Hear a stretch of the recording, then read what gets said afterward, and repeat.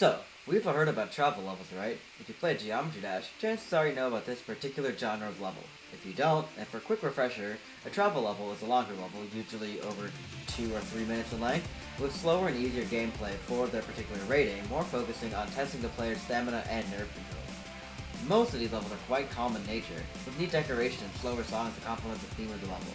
However, out of all of these levels, one in particular stands out from the rest: Deep Travel by Blue Light. While this level has all the traits of a typical travel level, something seems off when playing through and when you look at some of the finer details. Most of the time, the level is quite soothing to play through. However, from time to time it just takes a darker turn and the decoration also changes in tone a little bit.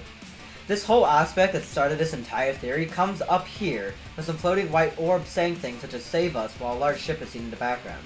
For some weird reason, this got the gears in my head turning, and reminded me of, for whatever reason, of all games, a Resident Evil game I played a long time ago.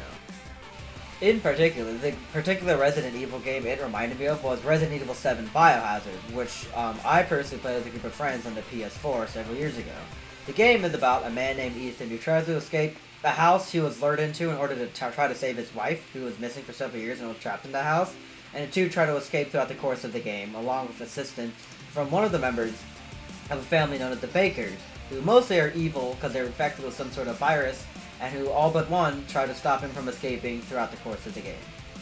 Now, you may be asking, what does this have to do with Deep Travel? I mean, they are very different games. Like, Geometry Dash is very different from Resident Evil, obviously.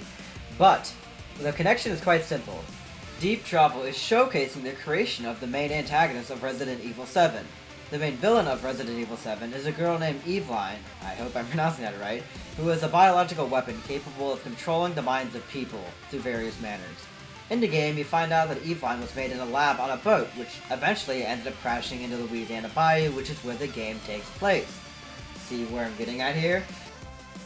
In the clip that I showed, it was more of a darker surrounding with some glowing things pleading for help with a ship in the background, which was probably the ship that Eveline was created on before it crashed. In the next section, there is a laboratory with some creature in a tank, presumably Eveline being created. Later on, that same lab is seen falling apart, which ties into the flashback scenes at the very end of Resident Evil 7 that explains her origins. In one of the flashback scenes, it is revealed that the ship that she is on was eventually destroyed by her when she was being transported on the ship by the main character's wife, who was a worker for the company that made her. And Eveline eventually broke containment and destroyed the ship, and you could imagine what happened next. Which could also explain the floating orbs at the beginning. They are the souls of the people on the boat being shown to us by her, since she is also capable of making people see things. Now, this theory is good and all, but you might ask, what about the rest of the level? It doesn't relate to this at all. To which I respond with, that's supposed to be the point. While there is one section that could maybe relate to a laboratory hidden in a salt mine at the very end of the game where the player finds the antidote to deal with Eveline once and for all, the rest of the level just doesn't really fit in with this theory. However, the reason for this is quite simple when you look at it. In Resident Evil 7, Eveline the weapon is obviously kept a big secret, with the people helping at the end being a top secret organization called the Blue Umbrella that specializes in these situations. Not even the military knew about this creation. Even then, their help is in a very hush-hush manner despite the obvious threat that the Baker family is to the surrounding area. Only once the main character subdues the family, then they come in to help with the cleanup. The level Deep Travel is probably some sort of classified debriefing videos for the soldiers going in for the rescue mission that someone else somehow got a hold of and is playing it back. This explains the parts that don't really make sense. They are either there to purposely throw off the view of the viewer and to hide the main point of the video since it's supposed to be top secret, or is that it simply was recorded over, leading to the footage being split in several areas and the overlapping and contrasting parts.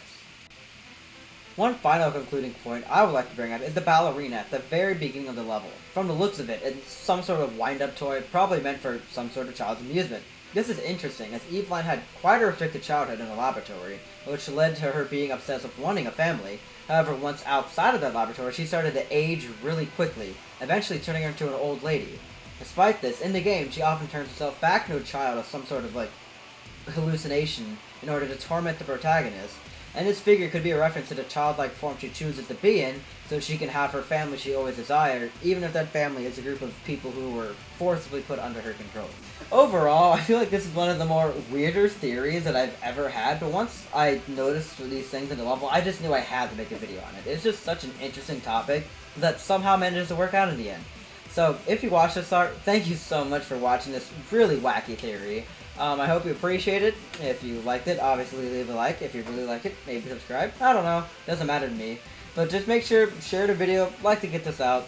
GD theories are some of my more high quality videos, and I'd like to have those more open to people so people can more know what I love to do. So, thank you everyone for watching this far, and have a great day.